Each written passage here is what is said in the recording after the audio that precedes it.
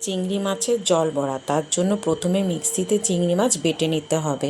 এবার এর মধ্যে আদা বাটা, স্বাদমতো নুন, হলুদ গুঁড়ো, কাশ্মীরি লঙ্কা গুঁড়ো আর কিছুটা সর্ষের তেল দিয়ে বেশ ভালো করে মেখে 10 মিনিট রেখে দিতে হবে।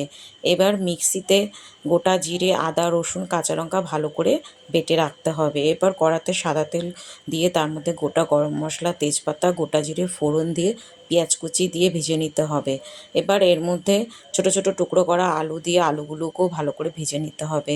আলু ভাজা হয়ে গেলে তার মধ্যে বেটে রাখা মশলাটা, পরিমাণ মতো নুন, হলুদ গুঁড়ো, কাশ্মীরি লঙ্কা গুঁড়ো আর অল্প স্বাদ মতো গুঁড়ো চিনি দিয়ে মশলাটা ভালো করে কষিয়ে নিতে হবে। তারপর কিছুক্ষণ ঢাকা দিয়ে রাখতে হবে। কিছুক্ষণ পর ঢাকনা খুলে মশলা থেকে তেল ছেড়ে এলে প্রয়োজন মতো জল দিতে হবে। জলটা ফুটে এলে অল্প গরম মশলা গুঁড়ো দিয়ে আবারও ঢাকা দিতে হবে।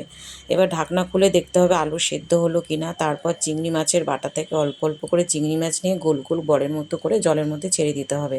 আবারও কিছুক্ষণ ঢাকা দিয়ে রাখতে হবে। কিছুক্ষণ পর ঢাকনা খুলে নেড়ে চেড়ে নামিয়ে নিলে রেডি আমাদের চিংড়ি মাছের জল বড়া।